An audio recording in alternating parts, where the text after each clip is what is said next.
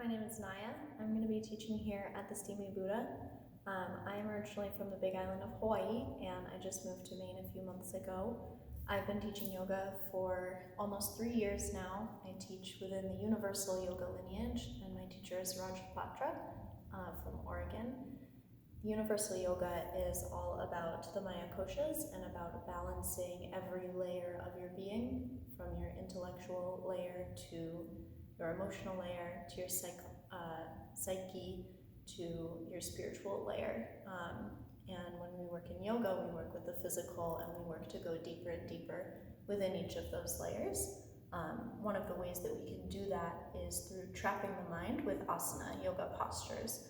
So today I'm going to be leading us through some grounding, deep stretching asanas that we can do at home, when you're taking breaks from working, if you're working from home, anything like this, to help ground yourself and focus on your breath to access those deeper layers of your being.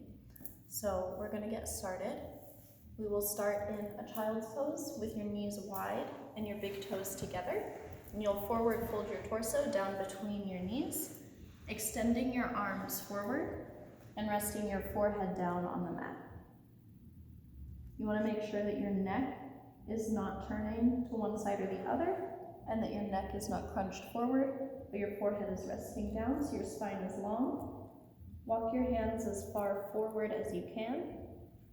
Try to keep your arms straight and relax your spine.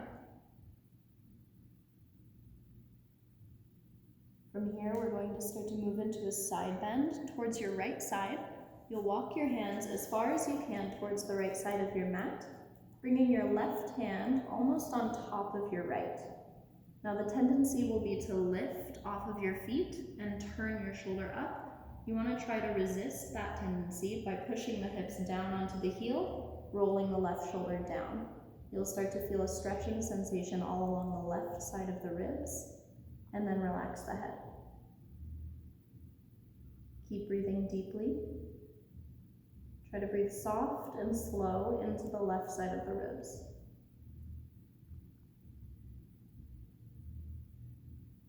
As you feel ready, you can transition slowly to the other side, keeping your head low. Walking your hands all the way to the left side of your mat now, pressing your hips back down onto your heels, specifically your right heel, and maybe even bringing your right hand past your left. Keep rolling the right shoulder down, relaxing the head. Try to use your hands to grip the floor and create traction as you find a little bit more depth. As you feel comfortable, your spine and your ribs start to warm up, you can scoot your hands a little bit further and breathe deeply into it.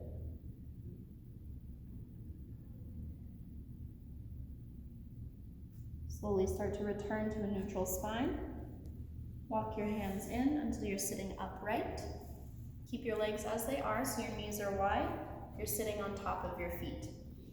If your ankles are sore in this posture, you can always put a block between your feet and sit back on a block. You're going to grab the front of your knees, and we'll use this as a lever for some vertical cat-cow. So you can do this as many times as you need to feel some energy, some movement happening through the spine. So you're going to start with a back bend.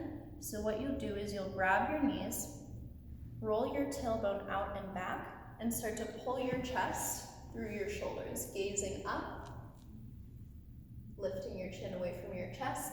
To deepen, you'll bend your elbows towards your ribs. You want to make sure that you're not leaning forward, so your shoulders are still stacked above your hips. You're just articulating the spine. Anything we do to the spine, we also do to the neck. So lift your head gently, keep your shoulders away from your ears, pull your elbows back, tailbone out. Deep breaths. On your next exhale, you'll move to a rounded position, so your hands stay where they are. Now you're going to curl your tailbone in and forward, tuck your chin to your chest, and round the front of your head down towards your mat, this time straightening out your elbows. You'll notice that the front of your lungs are now constricted, so you'll want to breathe into the back side of your lungs. Focus your energy on where you're sending your breath.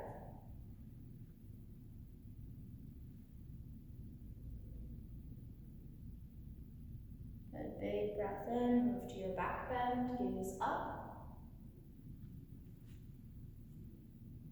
Big breath out, round into your forward fold.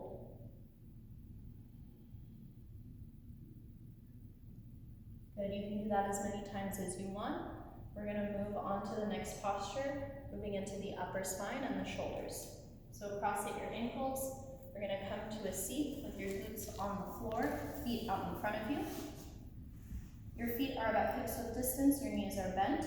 You're going to interlace your hands at your low back and be very careful as to how you rotate your hands here. So the direction in which you rotate your hands is important for the stretch along the front side of the collarbones. So your thumbs are touching your low back right now. You're going to drag your thumbs down your low back towards the floor so that your palms are against your low back, thumbs touching the floor. Keep your palms touching your low back. Keep your thumbs on the floor and drag your thumbs away from you until your palms are flat.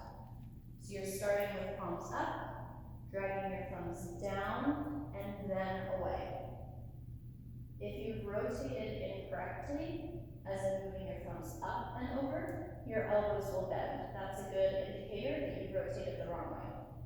If you're rotating this way and you can't seem to get your hands all the way flat on the floor, simply separate your hands, place them flat down on the mat. Now, regardless of whether you're in this variation or this variation, you're going to slowly over time scoot your hips forward, as far as your body will allow in this moment, and then scoot your hands back.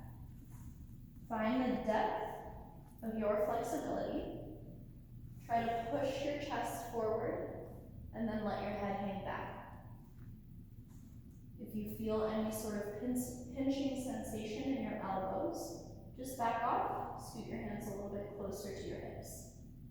If not, close your eyes, allow every exhale to sink you closer to the floor.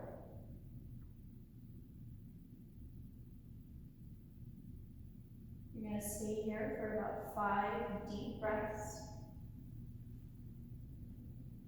And then to release, slowly pull your hands closer towards your hips. Be gentle as you release. Roll your shoulders, roll your wrists. From here, we'll move into the hips, the lower part of the body. So start with your right leg forward. You're going to set up an Asana. So you'll move into a low lunge, dropping your back knee, your left knee. You want your right ankle directly under your right knee, so your shin is pointing straight up and down. And then your back knee, try not to be on the front of the kneecap like this. Try to be closer towards the front of the thigh. So your back leg is completely relaxed. Start to lift your torso. And there are a couple different variations. We're trying to work into stretching this front side of the left hip flexor, especially those of us who've been sitting for long periods of the day. The hip flexor is closed off, so we want to be opening it up. You're sinking your hips as close to the floor as possible. And then to deepen, you can bring your right hand to the knee, left hand to your low back, supporting your low spine on the left side, fingertips pointing up if you can. If not, you can create a fist. From here, you're going to slowly work on squaring the shoulders forward, straightening out the right elbow, and moving into a gentle back bend. It'll take time, but eventually you want to let your head hang back. Another variation would be to support your back with both hands, easing the lower back, and applying more pressure to the front of the head. One final variation, if you have added flexibility and you need more depth, would be to lift the back foot and squeeze it towards the glutes. From here, bring your hands to the inside of the right foot, setting up for a lizard lunge. So your right foot will be in the top right corner of the mat. Your legs are almost in the exact same position as they were before, but this time we're going to fold the torso down. So try to avoid opening up the hip this way. You're going to keep the knee straight above the ankle, keep the big toe down on the mat. Now if your forehead doesn't get close to the ground, you can use 1 or 2 blocks to help rest your forehead down. You can use your elbows down on the mat. If you need the extra space, you can stack 2 blocks. Or if you have the flexibility, bring both elbows down and work on bringing your forehead down.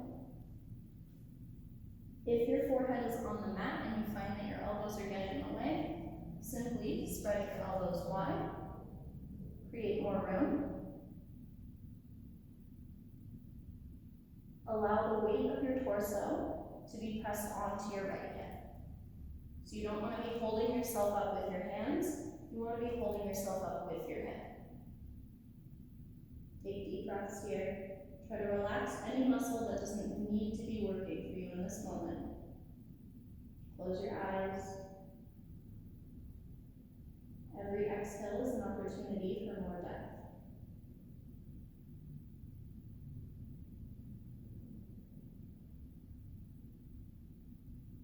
When you're ready, you'll slowly release. Press up onto your hands. You're going to keep your left knee down on the mat and simply shift your weight back to Ardha Hanumanasana half splits. So your right leg will be straight. Your left hip is stacked over your left knee. Now, if you can't get your hands to the floor without bending your right knee, you can use your blocks to help support your hands until your knee is straight. We're trying to lengthen the right hamstring, so straighten out the leg as best you can, using the blocks if you have to. And then, as your hamstring starts to loosen up, maybe you can turn the blocks down. Maybe you can bring your fingertips to the floor. Bring your hands to frame the front foot. And then if you need more depth, you'll start to soften at your elbows, bring your elbows down, and forward fold. Make sure that your hips are not opening up towards the left, so you want to bring your right hip back and your left hip forward. So your hips are squared straight forward. Again, your right knee is straight, and then you're folding to your depth, maintaining that alignment. Try to relax your torso, relax your head and neck so you're not creating unnecessary stiffness, you're just breathing into the posture. Again, use your body weight to help support the stretching of your right hamstring.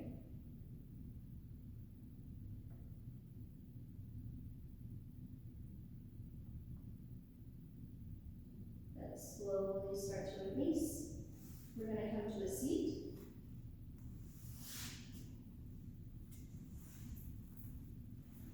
Good. From here, bring your feet into Baddha Konasana, butterfly pose. For this variation, the big toes will be pulled apart rather than held together because we want to encourage the knees down towards the floor. So whatever variation is available to you, you can have your feet out forward or you can bring them in closer. From here, you're going to bring your left arm up and your right arm out to the side. Bend at your elbows and create Gomukhasana bind, clasping the fingers between the shoulder blades. So your top hand is palm facing down, your bottom hand is palm facing up, and you're slowly working on clasping the fingers. If this isn't happening for you, you can grab your shirt and use that, or you can grab the top elbow and focus on that stretch. Once your fingertips are clasped, inhale, reach your chest forward, and exhale, begin to forward fold. Eventually, one day, the left elbow will touch the mat, and maybe even the right shoulder. Try to relax your torso as much as you can and curl your fingers onto each other. You're deepening the rotation at the right shoulder head.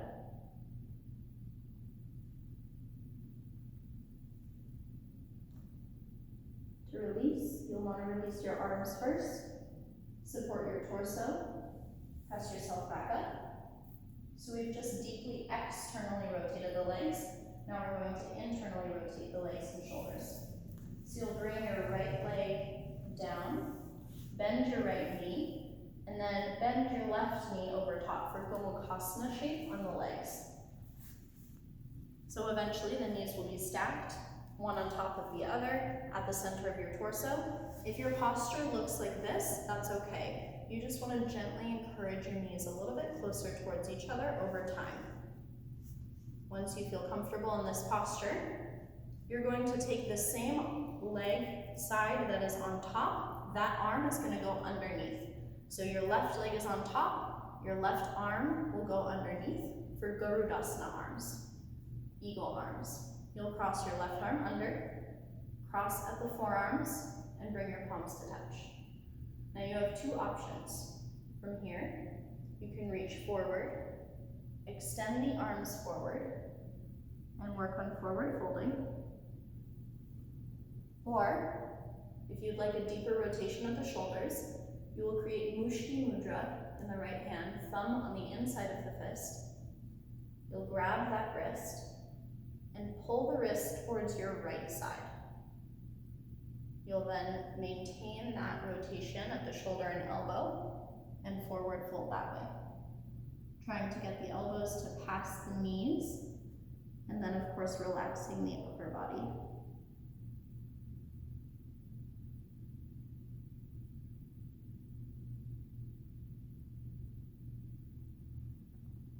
Slowly start to release, unwind, come to sit cross-legged. We'll do a spinal twist. You have two options for your spinal twist. Simple version is sitting cross-legged. You'll bring your right hand to your left knee, left hand behind you. You'll turn your head over your left shoulder and use these two positions of the hands to assist a deeper twist of the spine. The second option, if you have the depth, is to bring one or both legs into Padmasana, lotus. So if you can bring even just one, you'll want to bring the foot up towards your right side. If you can, bring both. You will take your left hand behind your back and reach for the foot in front of your hip, your right hand on the knee, and twist over your left shoulder.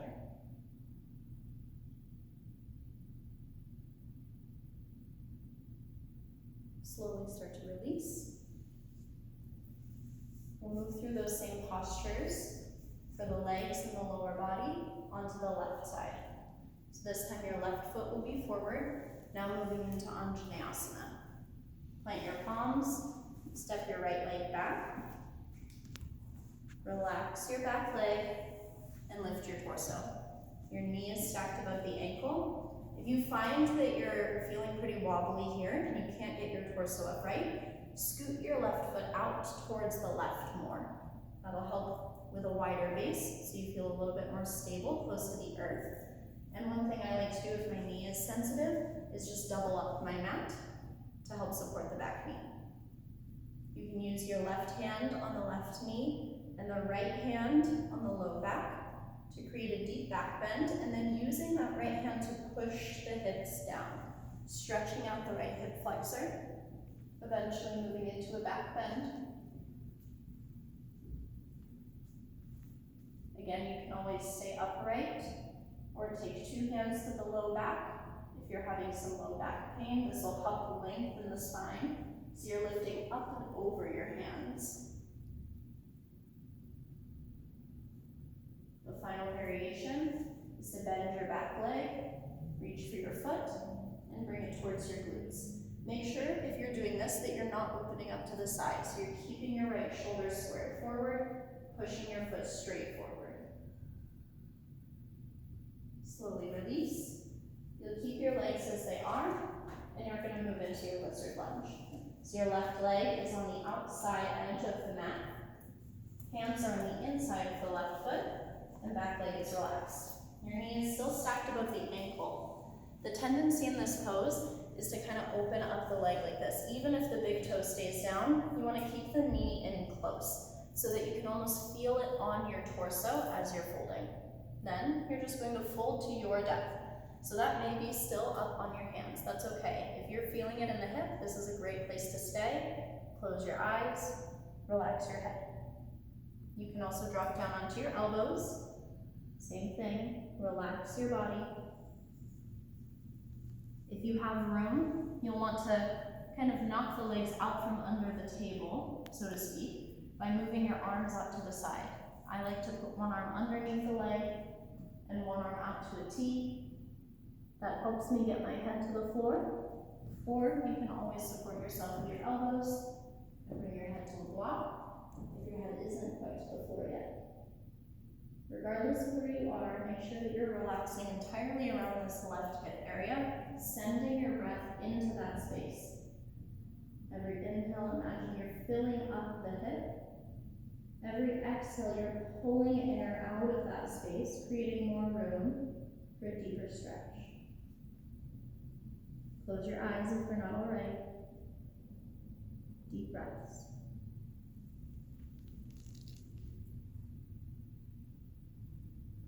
Good. Slowly start to rise back up, put the weight back in your hands.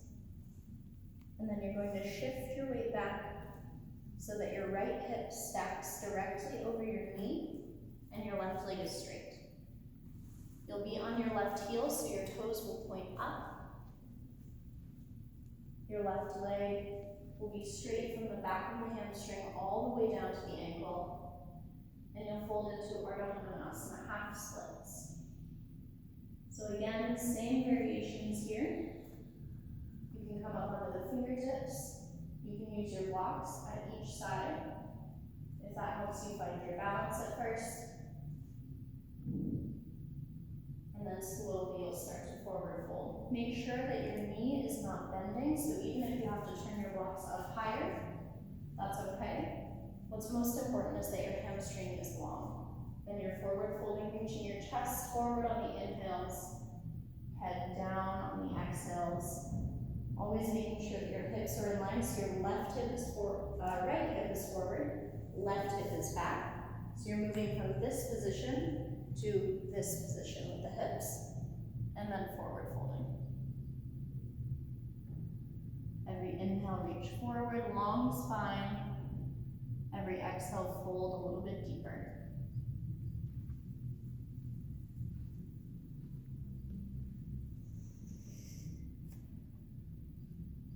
And from here, we're going to slowly come to a seat. Move to a seat however you'd like to. We'll come back to our Baddha Konasana shape. This time maybe you can find a little bit more depth since your hips are warmed up now on either side. And we'll do Gomukhasana arms with the left shoulder down. So right arm up, left arm out. Bend at the elbows behind your back. And clasp your hands between the shoulder blades. Most people have one shoulder that's a little bit tighter than the other. So try to cultivate acceptance around that as you fold forward.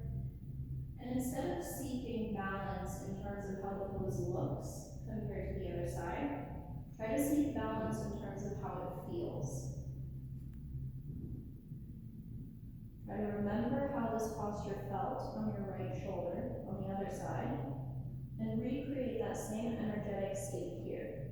Go to the same place internally. Every inhale, reach your chest forward. Every exhale, fold a little bit deeper. To release, release your arms first. Move slow. Your shoulder make it tender. And then press yourself back up. This time, for your Gomukhasana legs, you'll bend your left knee first and your right leg on top. So again, many of us may look like this. It may look more like Ardha Hanumanasana, Lord of the Fish, than anything. That's okay. You can slowly start to bring the knee down, and eventually the knees will stack towards the center of your body. So your right leg is on top, your right arm will go under. Garudasana arms, right arm under, palms touch at the front. Again, your first option is to extend the arms forward and forward fold. Your second option, the deeper option, is to create Mushi Mudra in your left fist. Grab the wrist and rotate the elbow and shoulders out to the side. Now make sure your shoulders are not lifting up. You want your shoulders to be square And eventually, your elbow and your wrist will be in the same plane. Then, maintaining this rotation, you'll reach forward and then forward fold. The mudra that your left hand is in right now, Mushti Mudra, is a gesture of determination. So even though these are passive, calming, and grounding stretches, they still require that level of intensity, that warmth internally, that determination. This is something that we all need to cultivate, especially when we're trying to practice from home, especially without an instructor or a routine. And this mudra can remind us of that. Take a deep breath in, deep breath out. Slowly start to unwind. And we'll move into our spinal twist. So again, legs crossed is the simple version. Your left hand to the right knee, right hand behind you.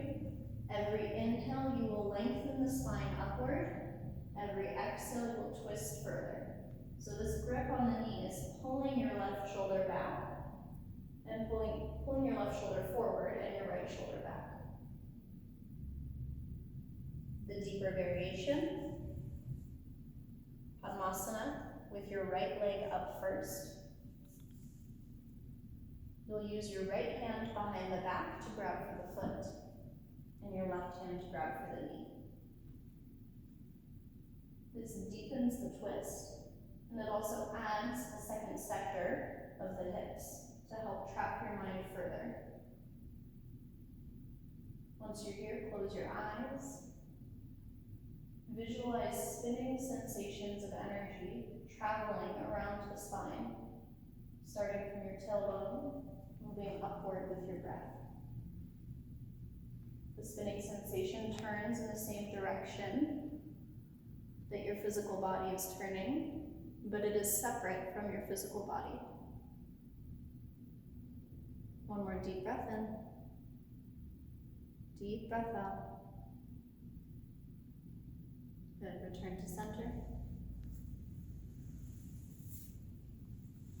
Return to the original posture that we started class in.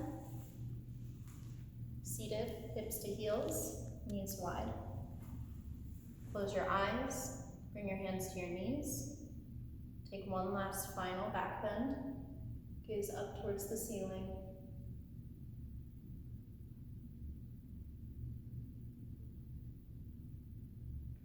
And one last final forward fold. Notice the difference in your state and in your body. Take 3 deep breaths here. And return to your child's pose.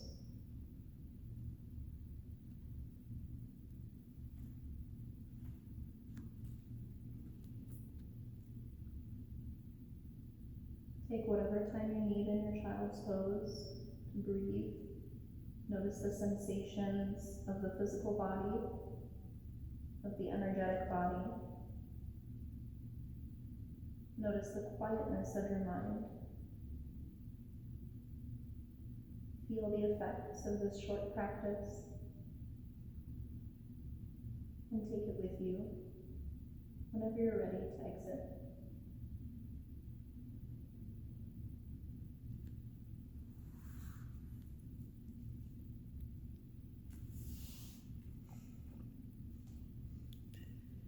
So thanks, Nya. Thank you, Nya. Thank you, Belinda. You'll see Nya soon when she starts teaching us Deep Asana here at SteamyBuddha. And bye. Namaste.